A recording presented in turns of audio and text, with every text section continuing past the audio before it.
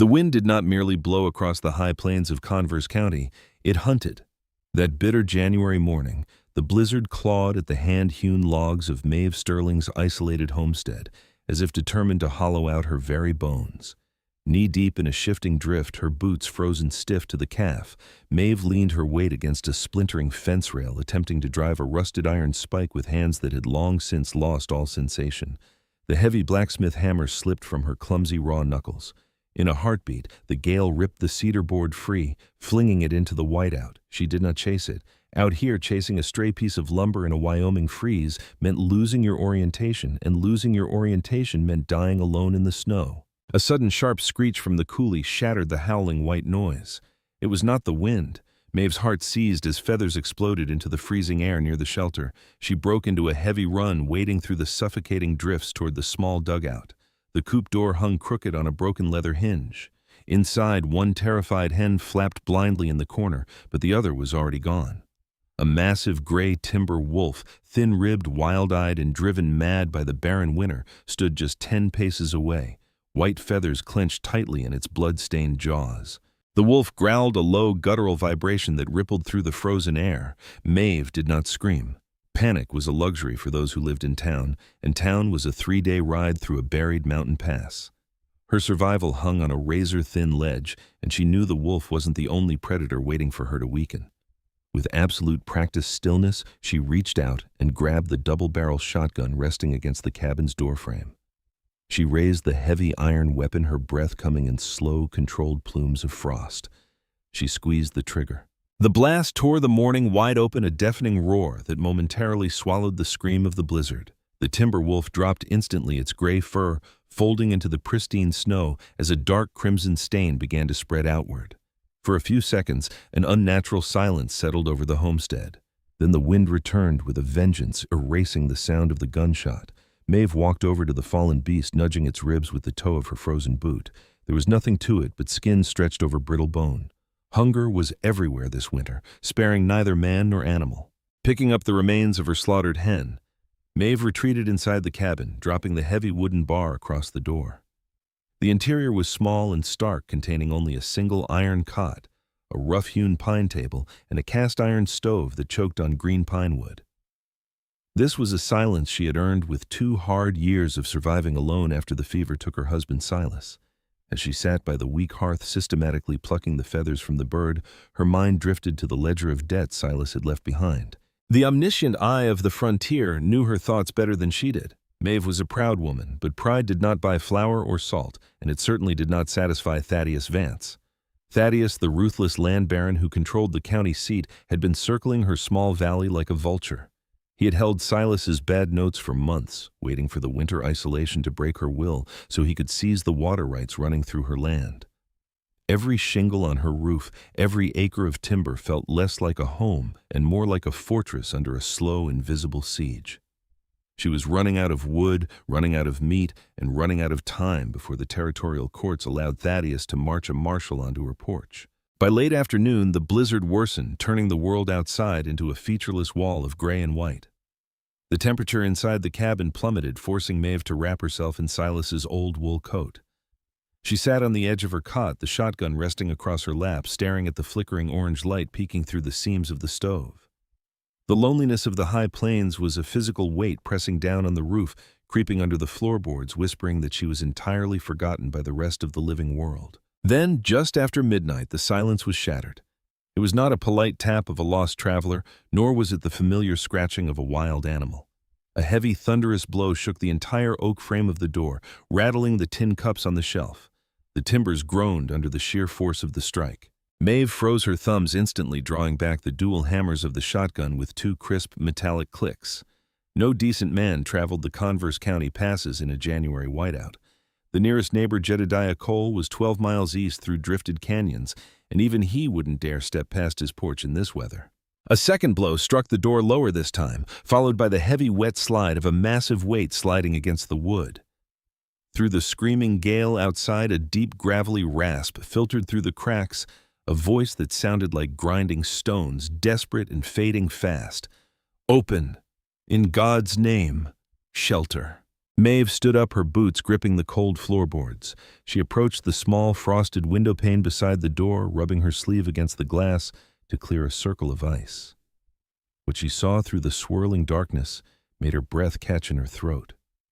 Standing on her porch was a colossal silhouette, a shape so broad and tall it seemed to block out the very storm behind it. The stranger was wrapped in thick, expensive furs, crusted with ice, looking like a prehistoric titan thrown out by the mountain itself. But his posture was broken. His head hung low and his left arm hung unnaturally at his side, dripping a dark, sluggish fluid that froze the moment it touched her porch steps. She held the shotgun level, her finger tightening on the trigger. To open the door was to invite the dangerous lawlessness of the frontier into her sanctuary. To leave it closed was to watch a man die on her threshold. Maeve took a slow breath, her voice cutting through the wood like iron. "Who's out there?" she demanded. The shape shifted, leaning its massive forehead against the timber of the door. "A man with no quarrel with you, ma'am," the deep baritone groaned, growing weaker by the second. "Just a floor. I have the price of admission. Open the door before the frost takes what's left." Maeve stared at the heavy iron bolt.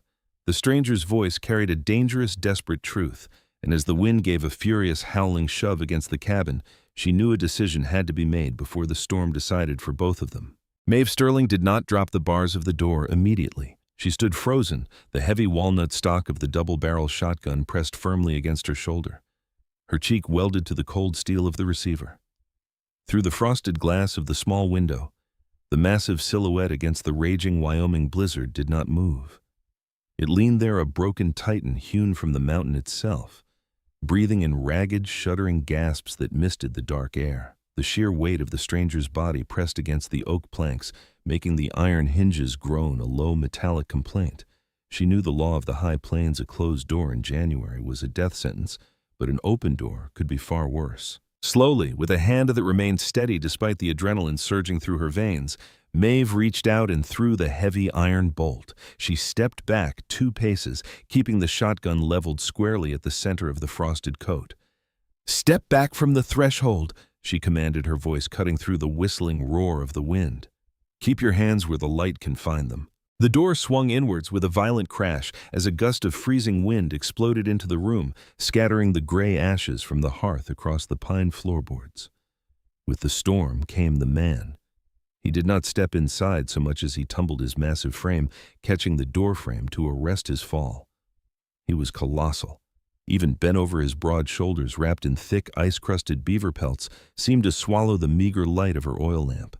His face was a mask of frost and dark beard, his lips cracked and bleeding from the bite of the Wyoming wind.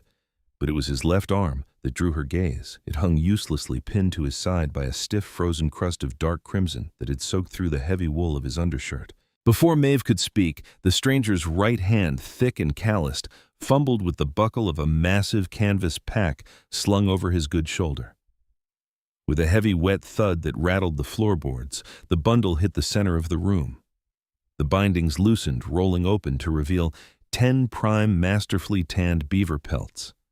Even in the dim light, the fur gleamed with a rich mahogany luster, thick and expertly oiled to repel the mountain moisture. They were flawless, the work of a master trapper, worth more than a year's hard labor in the valleys below. 10 pelts! The man rasped, his voice a deep, gravelly vibration that sounded like stones grinding together in a riverbed. His gray eyes sharp as flint, despite the glaze of exhaustion locked onto hers. "For one night on your floorboards. Just the floor, ma'am. The storm can have the rest." Maeve looked from the glinting fur to the desperate, dangerous tilt of the man's posture. 10 prime beaver pelts could buy her the flour, salt, and black powder she needed to survive the remaining months of isolation. More importantly, it could help hold off the predatory notices Thaddeus Vance had been threatening to file against her homestead. It was a fortune dropped at her feet by a dying giant. "The floor it is," Maeve said, her voice dropping to a hard, uncompromising tone. She kicked the canvas wrap closer to the hearth with the heel of her boot, but kept the shotgun raised. "But you try anything, mister, and you won't live to see the morning thaw. Unbuckle your gun belt and drop it by the wood box." The giant nodded once, a slow, deliberate movement of submission. With trembling frostbitten fingers, he unlatched a heavy leather holster containing a well-oiled Colt revolver, letting it drop with a dull clatter into the wood box. The effort seemed to drain the last remaining dregs of his strength. His knees, thick as cedar posts, buckled beneath his immense weight. He crashed down onto the rough pine floor, curling his massive frame into the small space between the table and the cast-iron stove, his back against the log wall. Within seconds, his eyes closed, his breathing turning into a heavy, rattling wheeze that filled the small cabin. Maeve slammed the heavy oak door shut, throwing both iron bars back into their slots to lock out the screaming blizzard. The sudden absence of the wind left the cabin unnaturally quiet, save for the rhythmic, tortured sound of the stranger's breath. She did not lower the shotgun. She pulled the single wooden chair to the far corner of the room, sitting with her back against her own cot, the twin barrels trained on the dark mass of fur and muscle across from her. As the hours ticked past midnight, the temperature inside the cabin plummeted further, the green pine wood in the stove putting up a losing fight against the freezing drafts. The stranger began to stir, but it was not the movement of a man waking to attack. A deep, unnatural heat began to radiate from his massive body, melting the frost on his beard into trails of dirty water. The fever had taken him. He began to thrash against the floorboards, his huge hands clenching into fists as he muttered fragmented, incoherent words into the dark. The omniscient stillness of the cabin watched, as Maeve rose, her suspicion warring with the basic human instinct to preserve life. She approached him cautiously, using the barrel of the shotgun to nudge the heavy fur coat away from his left shoulder. The moment the fabric parted, a foul, sweet metallic stench hit her nose, filling the small room with the unmistakable odor of mortified flesh. The wool of his shirt had literally melted into a ragged, torn crater near his collarbone, the edges of the wound swollen tight and weeping a dark greenish fluid. It wasn't the jagged tear of a bear claw or a trapping accident. It was the clean, deep puncture of a heavy-caliber rifle bullet, and the lead was still buried deep inside the muscle, poisoning his blood with every beat of his heart. Maeve stared down at the giant. He was a fugitive, or at the very least a man who had traded lead with someone deadly. If she let him lie there, the infection would claim him before the blizzard broke, leaving her with 10 prime pelts and no questions asked. But he had kept his word. He had taken only the floor, and he had disarmed himself without a fight. She looked at her father's old sewing box on the shelf, then at the cast-iron kettle sitting cold on the stove. To let a man rot on her floor felt too much like the slow, cold cruelty of the land itself, the very cruelty she had spent 2 years fighting since Silas died. She set the shotgun down within arm's reach of the stove and began to stoke the fire, her mind hardening for the grim work that dawn would surely bring. The morning light did not break over the Converse County ridges. It leaked a dull pewter gray that filtered through the cracked parchment windows of the cabin. The temperature inside had dropped so low that Maeve's breath formed a hovering cloud of silver mist each time she moved. On the floorboards, the giant cowboy Gideon Vance had ceased his frantic thrashing, sinking instead into a heavy, death-like stillness. His skin, normally weathered to a deep frontier tan, had turned the color of curdled milk slick, with a greasy, unnatural sweat that smelled of old copper and decay. Maeve knew the clock was running down. The mountain winter killed with frost, but the lead inside his shoulder was killing him from the inside out, poisoning the blood with every sluggish beat of his heart. She stood over him for a long moment, her father's heavy blacksmith hammer still resting near her hand. She looked at the 10 premium beaver pelts stacked neatly by the wood box, the price of his admission, the currency that might buy her another season on this unforgiving dirt. He had kept his word. He had taken only the floor, and he had surrendered his Colt without a whisper of malice.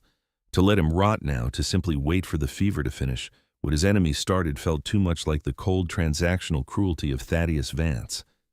Maeve set her jaw, the phantom weight of her late husband Silas's failures pressing hard against her spine.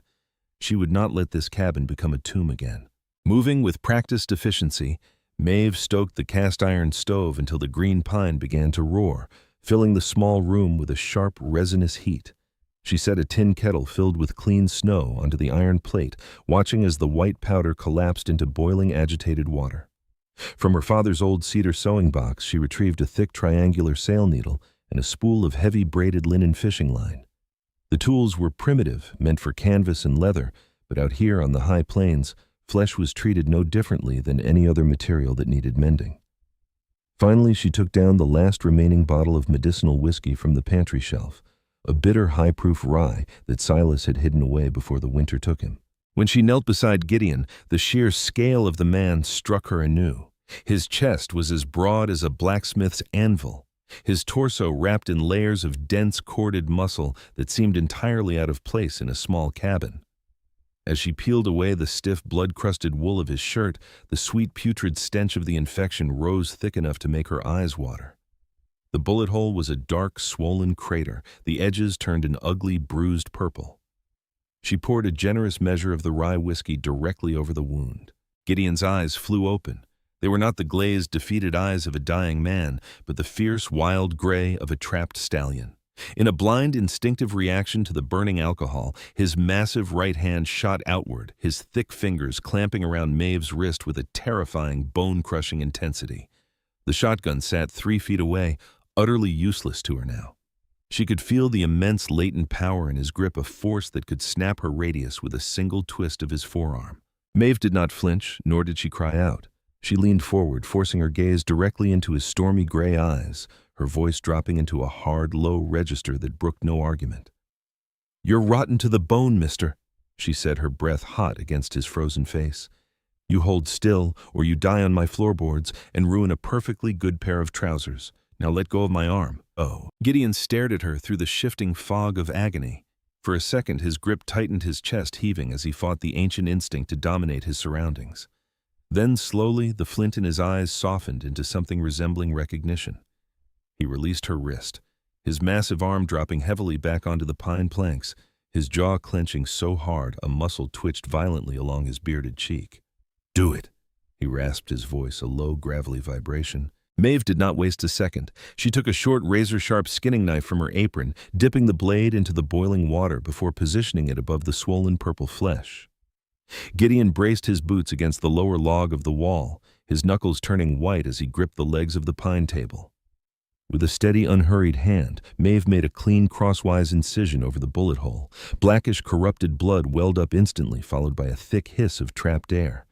Gideon did not scream. He merely let out a long, guttural growl that vibrated through the floorboards beneath her knees. She worked by the dim light of the oil lamp, her fingers slick with his heat. She slid the blunt edge of her brass tongs into the newly opened channel, probing deep into the dense, tearing fibers of his shoulder muscle. Gideon's entire body arched off the floor, his head thrown back, the veins in his thick neck bulging like thick hemp ropes. Twice the brass tipped against nothing but soft, yielding tissue, but on the third pass, a sharp metallic click echoed through the quiet cabin. The tongs had found the lead. Maeve twisted the instrument, locking the brass teeth around the flattened, deformed slug. With a firm upward pull, she dragged the piece of heavy-caliber ammunition out of his flesh. The bullet clattered into an empty tin cup with a sharp, hollow ring.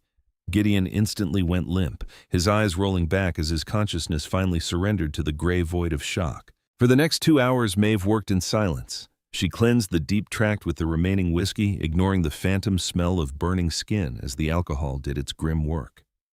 Using the heavy sail needle, she drove 4 thick, precise stitches through his leather-tough skin, drawing the edges of the crater tight until the bleeding slowed to a dull, honest crimson drip.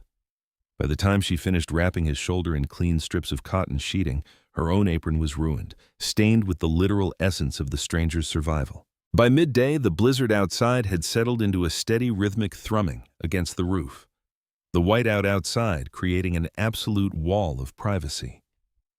Maeve sat back in her wooden chair, her hands trembling slightly as the adrenaline finally began to drain from her limbs. She looked at the tin cup on the table where the flattened piece of lead sat immersed in a skim of dark blood. It was a standard government-issue repeater around the kind favored by lawmen and hired cattle guards alike. Gideon's breathing had changed. The rattling wheeze was gone, replaced by a deep, regular rise and fall of his massive chest. The fever was still there, but it was an honest fire now, the kind that cooked out the poison rather than consuming the life. As Maeve watched him sleep, she realized the ledger between them had fundamentally shifted. He had paid for one night with 10 beaver pelts. But the stitches in his flesh, the lead in the tin cup, and the secrets buried in his chest, those were debts that could not be settled with fur. She closed her eyes, knowing that when the giant finally woke, the true cost of her hospitality would begin to be tallied under the watchful eye of the Wyoming frontier. By the fifth morning, the violent screaming of the Wyoming blizzard had finally died down to a low, rhythmic moan that drifted over the high plains of Converse County. The suffocating whiteout retreated, revealing a landscape carved into massive rolling drifts of immaculate white under a pale, unblinking sun. Inside the cabin, a new kind of rhythm had taken root. Gideon Vance's fever had finally broken during the darkest hours of the night, leaving his massive frame exhausted but clear-headed. Despite the angry red stitches holding the muscle of his left shoulder together and a deep, agonizing ache that caused him to lean heavily on his right side, the giant cowboy refused to remain confined to the narrow iron cot. Maeve Sterling watched from the small frost-rimmed window as Gideon stepped out into the blinding brightness of the yard. He wore his thick beaver furs open, exposing the clean white linen bandages she had bound tightly across his chest. In his right hand, his thick fingers clamped around her late husband's heavy iron blacksmith hammer. Thud, thud. The slow, resonant, unstoppable cadence of iron hitting cedar echoed through the silent valley as Gideon began to drive new posts into the frozen earth, repairing the corral fence that the storm had shredded. The sheer physical power of the man was staggering.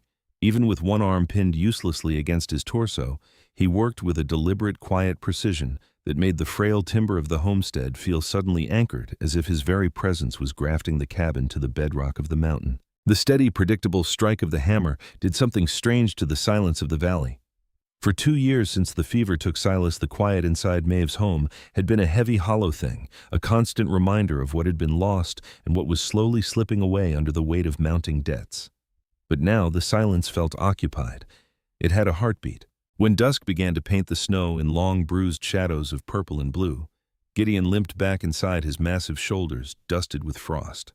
Maeve had set 2 tin plates on the pine table filled with a simple meal of boiled brown beans and salt pork. The cabin felt incredibly small with Gideon sitting across from her.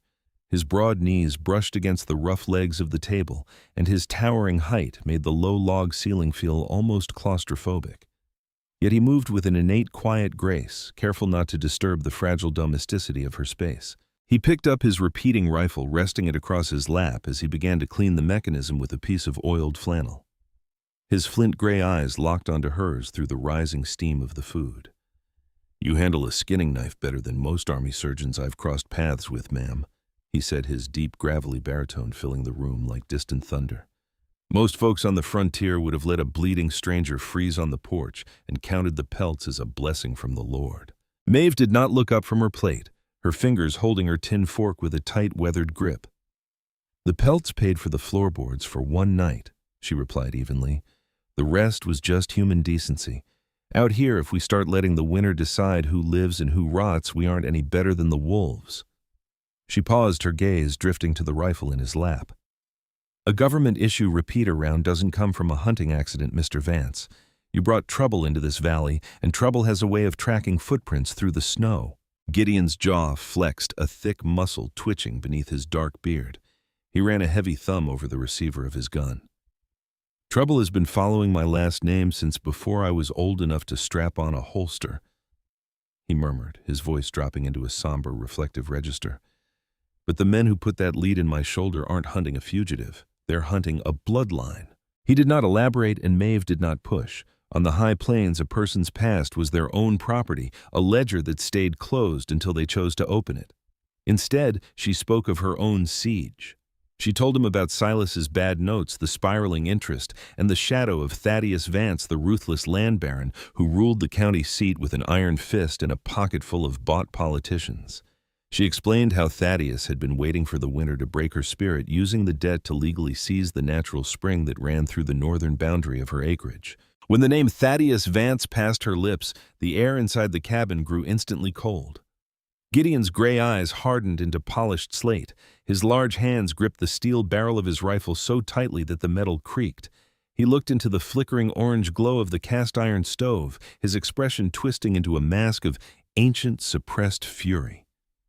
"Thaddeus," he whispered the name, sounding like a curse between his teeth. "He always did prefer to steal from the vulnerable when the weather kept the honest men from riding." Maeve watched the transformation in the giant cowboy. a sudden realization clicking into place like the hammer of a shotgun. The shared name was not a coincidence. The man sitting at her table, bleeding from a rifle wound and paying for shelter with premium furs, was bound to her oppressor by more than just happenstance. The frontier was vast, but the web of human greed and vengeance was tightly spun, drawing them both into the center of a storm that had nothing to do with the winter weather. Later that evening, after the tin plates had been washed and dried, Maeve hung a thick, faded quilt across the far corner of the cabin to create a fragile boundary of privacy. She poured a basin of heated water to wash the grime and dried blood from her hands and neck. As the steam rose, her silhouette flickered softly against the fabric under the dim amber glow of the oil lamp. On the other side of the curtain, Gideon sat perfectly still on the wooden chair by the hearth. He didn't look toward the partition. He kept his back turned, his massive hands resting respectfully on his knees, his eyes fixed firmly on the dying embers of the fire. He was a creature of the wilderness, massive and dangerous, but his restraint was absolute, a gentleman's honor hidden beneath the rough, unyielding exterior of a mountain titan. The silence that settled over the room as the fire turned to gray ash was no longer empty. It was heavy with an unspoken alliance, a quiet understanding that the small log cabin was no longer just a shelter from the Wyoming frost.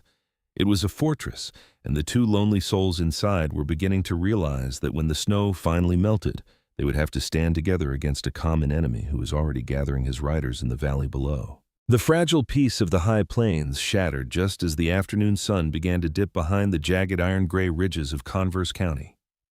Gideon was standing near the woodpile, his massive frame bent slightly as he stacked split pine with his one fully functioning arm, when the rhythmic crunch of horse hooves on crusty snow broke the valley's stillness. A lone rider emerged from the timberline, sitting high on a sleek, well-fed bay stallion that contrasted sharply with the lean, starved look of the wilderness.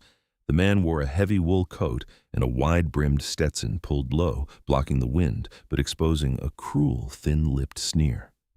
He did not dismount. Instead, he reined his horse in right at the edge of the porch, looking down at Maeve as she stepped out of the cabin, her father's double-barrel shotgun resting in the crook of her arm. Without a word of greeting, the rider pulled a folded, official-looking document stamped with a heavy wax seal from his coat pocket and flicked his wrist. The paper fluttered through the freezing air, landing with a soft hiss in the snow near Maeve's boots. "Notice of intent to seize under the abandonment provision." The man barked, his voice carrying the arrogant weight of someone backed by a badge and a deep pocket. "Thaddeus Vance filed it at the county seat 3 days ago. Law says if a homestead is deemed neglected or unable to be maintained through the winter quarters, the primary lien holder has the right to secure the property. You've got 30 days to contest it in town. Mrs. Sterling. But seeing as the mountain passes are choked with 10 feet of ice, Thaddeus figures he'll be moving his cattle into this valley before the spring thaw even starts." Maeve did not bend to pick up the paper immediately. She kept her eyes locked on the rider, her thumb lightly resting on the cold steel of the shotgun's right hammer. "This land is paid for in blood and sweat, mister," she said, her voice as level and unyielding as a frozen riverbed. "Silas might have owed money, but a Wyoming winter doesn't make a home abandoned." The courier let out a dry, mocking laugh. "Winter neglect counts as law out here, lady. A lone woman can't run a ranch in a freeze, and Thaddeus don't intend to let good water rights sit idle." He wheeled his horse around, kicking up a spray of white powder, and galloped back toward the timberline, leaving a trail of deep, jagged holes in the snow. Gideon stepped out from the shadow of the woodpile, his gray eyes burning like hot ash. He walked over his massive boots, crushing the crust as he knelt to retrieve the document. His large fingers smoothed out the crumpled parchment. As his gaze scanned the elegant sweeping ink of his uncle's signature, the muscles in his jaw clenched so hard they looked like carved stone. "He's using the territorial courts to do his killing for him now," Gideon murmured, his deep baritone trembling with a quiet, lethal rage. He looked up at Maeve, the truth finally spilling out of him like blood from a fresh wound. "Thaddeus isn't just a land baron, Maeve. He's my father's brother. 10 years ago he hired regulators to burn our family's ranch in the southern districts, murdering my father in his bed to steal the cattle empire. I came back to Wyoming to drag his crimes into the light of a federal court. That's why he bought off Sheriff Boyd. That bullet you dug out of my shoulder wasn't from a lawman doing his duty. It was from a hired assassin wearing a deputy's star." The revelation hung in the freezing air between them, heavy and undeniable. The giant cowboy standing on her porch wasn't just a drifter running from a mistake. He was the living ghost of Thaddeus Vance's past, and his presence in her cabin had just turned her small homestead into the epicenter of a blood feud. "The county clerk's office keeps a duplicate of the original land grants," Gideon said, his eyes tracking the southern ridge. "If I ride his mule through the lower canyon pass, I can reach the substation and force the clerk to freeze the abandonment claim before Thaddeus can bribe the territorial judge. But I have to go now before the next front locks the valley down tight." He looked at her, a rare flicker of vulnerability crossing his rugged features. "Don't open that door for anyone while I'm gone, Maeve. My uncle doesn't leave loose ends." By noon, Gideon had disappeared into the white expanse of the lower canyon, leaving Maeve alone with the silence of the cabin. But the quiet no longer felt peaceful. It felt brittle, like thin ice waiting to crack. Her fears materialized less than 3 hours later. The sound of 2 horses galloping into the yard shattered the silence. Maeve didn't hesitate. She grabbed the shotgun standing directly behind the heavy oak door. Before she could even call out a warning, the door was struck with a violent kick. The iron bolt held, but the wood groaned. A second kick splintered the frame, and the door flew inward, crashing against the log wall. 2 of Thaddeus's hired thugs stepped into the cabin's snow, swirling around their boots. They were coarse, greasy men smelling of cheap whiskey and wet leather. The foremost thug, a rod-thin man with a jagged scar across his lip, sneered as he looked around the small room. "Well, look here," he barked to his partner. "The nest is empty. The big man ain't here to protect you now, widow." He stepped forward, reaching out a filthy leather-gloved hand toward Maeve's shoulder, his eyes gleaming with malicious intent. "Thaddeus said we ought to perform a thorough property inspection." Maeve did not retreat a single inch. With a swift, savage motion, she brought the twin barrels of the shotgun up, aiming directly at the floorboards, mere inches from the thin man's boots. She squeezed the front trigger.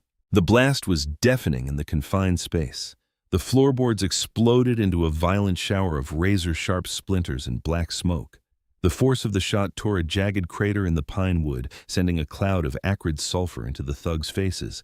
The thin man shrieked, stumbling backward over his own spurs and crashing hard into the doorframe. Before they could recover, Maeve stepped forward into the smoke, her face a mask of cold, terrifying resolve. The crisp, metallic clack-click of her cocking the second hammer echoed like a thunderclap in the sudden quiet. She leveled the remaining barrel straight at the thin man's chest. "The next one goes exactly 3 inches higher," Maeve said, her voice dropping into a lethal, terrifying whisper that made both men freeze. "Get off my land or you'll be bleeding into the snow before the smoke clears." Terrified by the raw, unblinking courage of the Goa-Fu, the 2 thugs scrambled backward out the shattered doorway, tumbling into their saddles and whipping their horses into a frantic retreat. But as the sound of their departure faded into the wind, Maeve looked down at the broken doorframe and the cratered floor. She knew they would return, and they wouldn't come alone next time. The match had been struck, and the entire valley was about to go up in flames. Gideon's mule had barely cleared the southern ridge on its return when the first true light of dawn crept over the Converse County hills, painting the frozen landscape in shades of bruised purple and cold iron. He didn't come back alone. The ominous crunch of multiple horse hooves on the icy crust announced the arrival of the storm before the wind could even gather its breath. At the edge of the timberline, 8 riders reined in their mounts, their silhouettes dark and jagged against the pristine white expanse. At the front of the line rode Thaddeus Vance, wrapped in a broad wool coat with sterling silver buckles, his clean leather gloves holding the reins of a massive black stallion. Beside him sat Sheriff Boyd, his tin star pinning down the lapel of his heavy sheepskin jacket, his expression as unblinking as a dead man's. "Maeve Sterling." Thaddeus's voice boomed through the freezing valley, carrying the arrogant, unyielding weight of a man who believed the law could be bought and sold like cattle. "You are harboring a desperate federal fugitive. Your land is already forfeit under territorial decree. Step out onto the porch with your hands where the light can find them, or we will smoke you out like rats." Inside the cabin, the atmosphere was thick with the scent of burnt sulfur and cold sweat. Gideon stood by the broken window frame, his massive right hand clamping around the receiver of his Winchester repeating rifle with a knuckle-whitening intensity. The white linen bandages across his left shoulder were already stained with a fresh, narrow line of crimson from his previous ride, but his storm-gray eyes were as hard as polished slate. "Get into the root cellar, Maeve," Gideon rasped, his deep baritone dropping into a quiet, protective register. "My uncle didn't bring deputies to make an arrest. He brought them to bury the only living witness to his crimes. This is my fight." Maeve didn't move toward the trapdoor. Instead, she stood squarely beside the stone hearth, her thumb drawing back both heavy hammers of her father's double-barrel shotgun until two crisp metallic clicks echoed through the small room. "This is my house, Mr. Vance," she said, her voice as level and unyielding as the winter ice outside. "And out here on the high plains, honest folks don't hide under their own floorboards until they're ready to stay there permanent. If they want this dirt, they'll have to pay the entry fee." The parley ended before it could truly begin. A sharp, high-caliber rifle shot shattered the quiet of the morning, tearing through the parchment window pane and sending a shower of razor-sharp glass splinters raining over Maeve's head. Gideon shoved her flat against the pine floorboards just as a second round chewed a jagged crater into the log wall behind the stove. The cabin erupted into a claustrophobic hell of noise and black smoke. Gideon returned fire through the broken frame, his Winchester barking with deadly rhythmic precision. 100 yards away, one of Thaddeus's hired regulators screamed, tumbling backward out of his saddle and dragging his horse down into a chaotic drift of red snow. But the numbers were entirely against them. Bullets shredded the cedar shingles, punching through the seasoned timber and sending plumes of dry wood dust swirling through the air like a localized blizzard. "They're gathering torches by the woodpile," Gideon shouted through the din, his rifle hot enough to cook the grease on his fingers.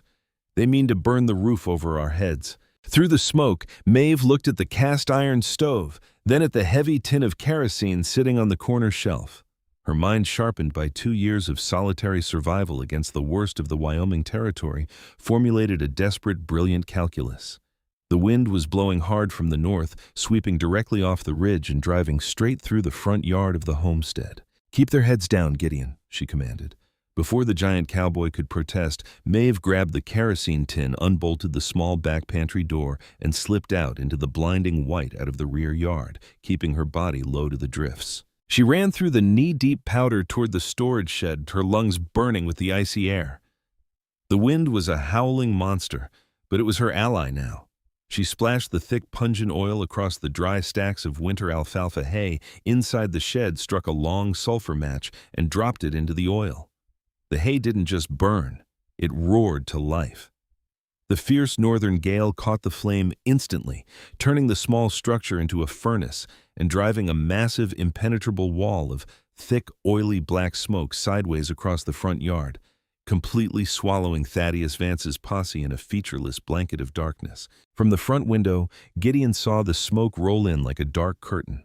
The regulators began to scream in confusion, their horses rearing and throwing their riders as the acrid black smog blinded both man and beast. Gideon leaned out his rifle, picking off targets through the swirling darkness, his massive frame a silhouette of retribution. But the frontier never gave a victory without demanding a price. A stray blind repeater round fired from the confusion tore through the corner timbers of the porch, passing through the log seam and striking Gideon squarely in his good right thigh. The giant cowboy let out a low, guttural groan, his colossal frame shuddering as his leg gave out beneath him. He crashed heavily to his knees, the Winchester slipping from his fingers and clattering onto the splintered pine planks. The blood came fast, a thick, honest crimson that began to pool around his boots. Maeve burst through the back door just as he fell, her face blackened with soot but her eyes wide with resolve.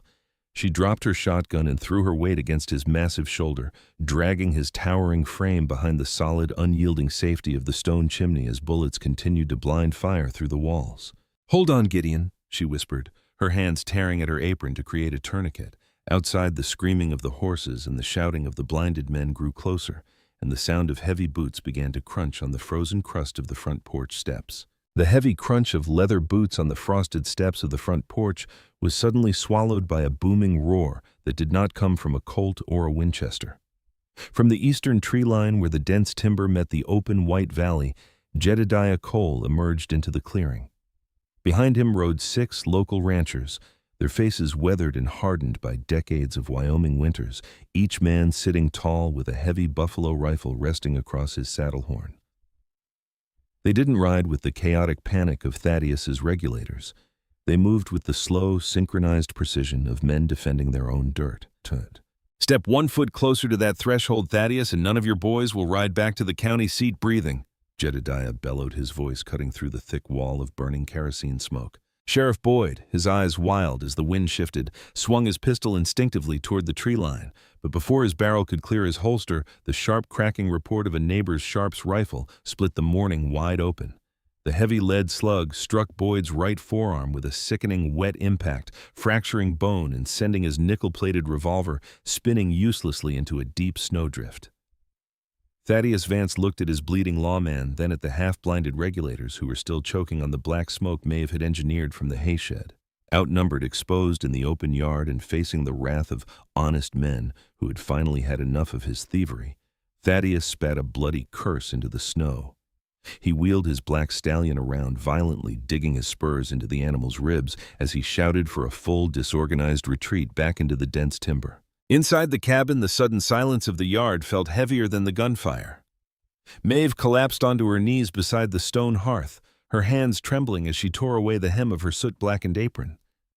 Gideon lay propped against the chimney, his face the color of winter parchment, his breathing coming in shallow, ragged gaps.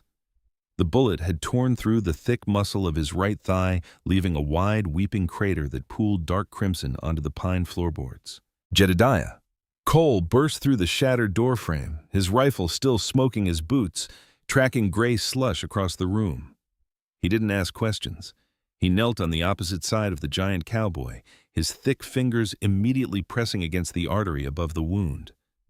"He's losing juice fast, Maeve," the old neighbor grunted. "Get the hunting blade into the stove.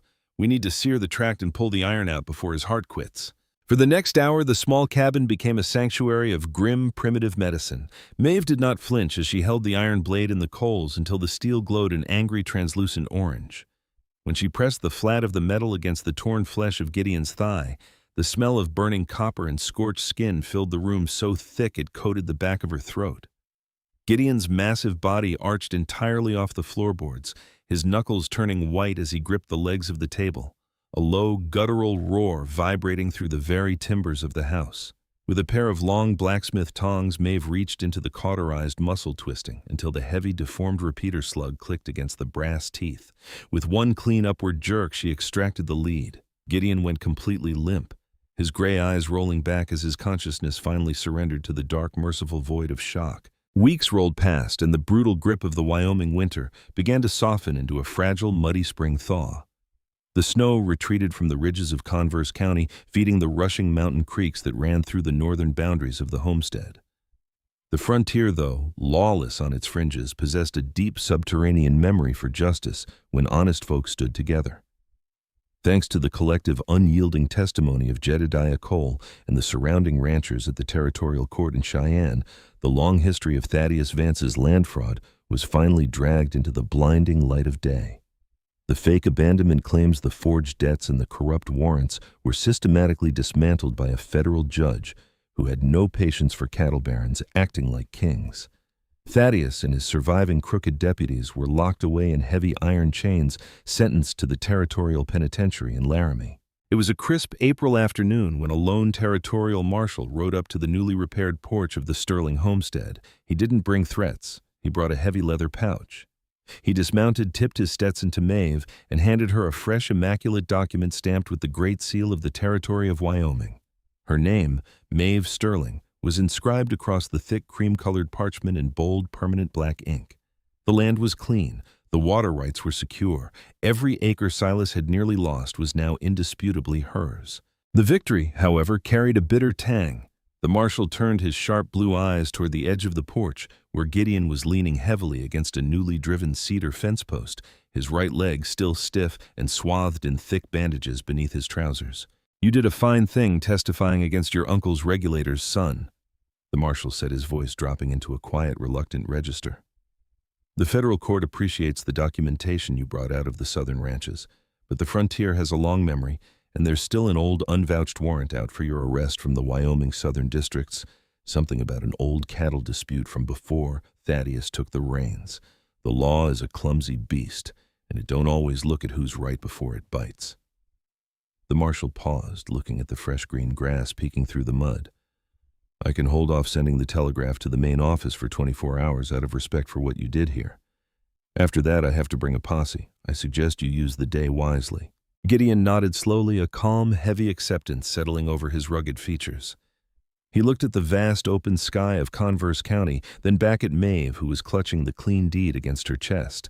The past was a debt that could not be settled by a new K-Uk, and the giant cowboy knew that his presence here would only bring the shadow of the law back to the porch he had bled to protect. That night, as the fire in the cast-iron stove burned down to dull orange embers, the silence between them was no longer empty or fearful, but it was thick with the heavy impending weight of an inevitable departure. At the first true breaking of dawn, the air over the high plains carried the sharp, fragile scent of damp pine and melting frost. Gideon Vance stood by the newly repaired corral, his massive hands checking the cinch on his pack saddle with a slow, deliberate finality.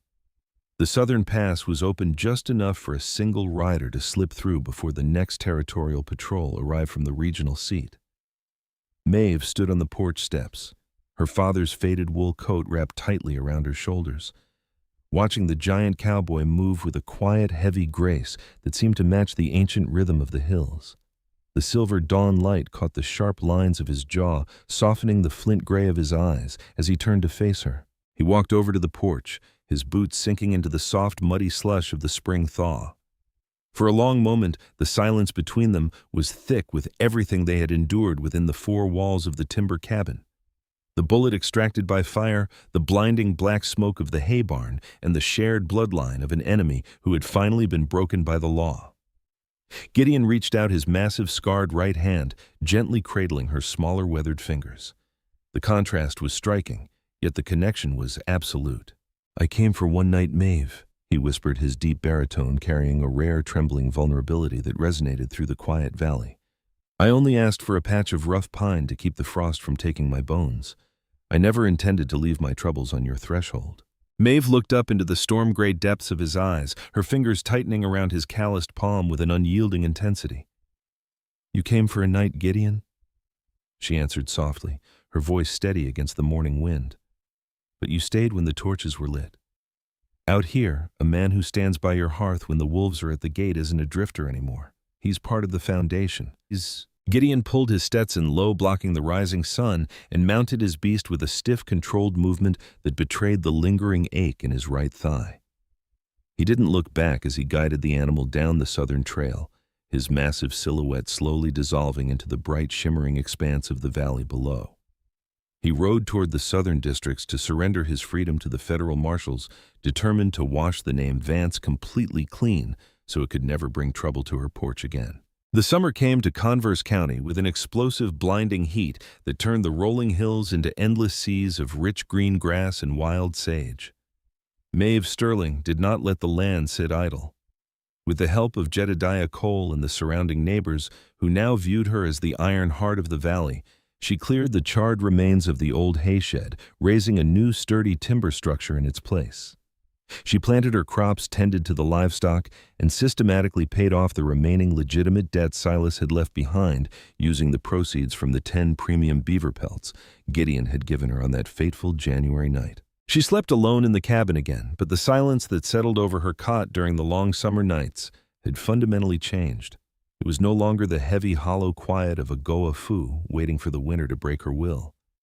It was a patient, fertile silence, filled with the memory of a steady hammer hitting cedar posts and the profound comfort of an unspoken promise buried deep within the earth. In late August, just as the green of the prairie began to give way to the first pale streaks of yellow, a passing mail rider left a small crumpled envelope in the cedar box at the edge of the trail.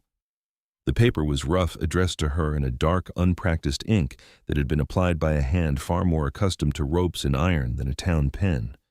Inside were only 3 brief lines written without preamble or flourish. "The old warrants have been dismissed by the circuit judge. The record is clear.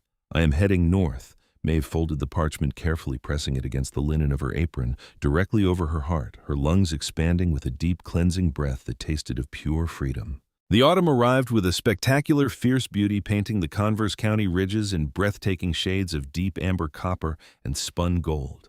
The wind shifted back to the north, carrying the crisp, cold warning of the mountain country, but the valley was prepared. One crisp October afternoon, Maeve was working inside the dim, fragrant interior of the new barn, stacking sweet, heavy bales of alfalfa hay against the timber walls.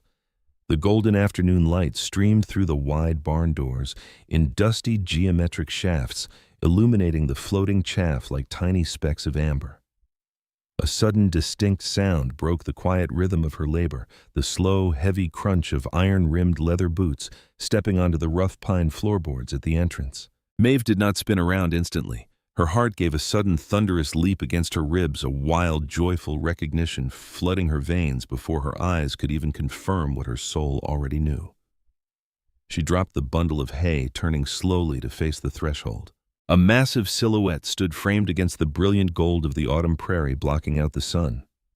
Gideon Vance stood in the doorway, his colossal frame dressed in a clean dark wool coat, his thick beard neatly trimmed, his gray eyes holding the exact brilliant color of a clearing mountain sky. There were no chains on his wrists, no crooked marshals behind him, and no debts left unpaid in the towns below.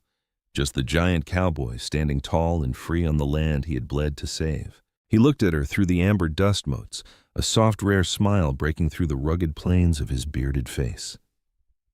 "Thought I'd see if that old patch of floorboards is still available for rent, ma'am," he said, his deep baritone filling the high rafters of the barn like a beautiful, comforting thunder.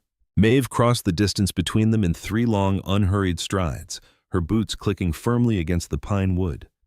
She stopped directly in front of him, looking up into the immense protective shadow of his stature, and struck his broad, muscular chest once with the flat of her open palm. "You're late, Mr. Vance," she whispered, her eyes bright with tears she refused to let fall. Gideon caught her wrist gently, his thick fingers enveloping her hand as he pulled her into the massive, warm sanctuary of his embrace.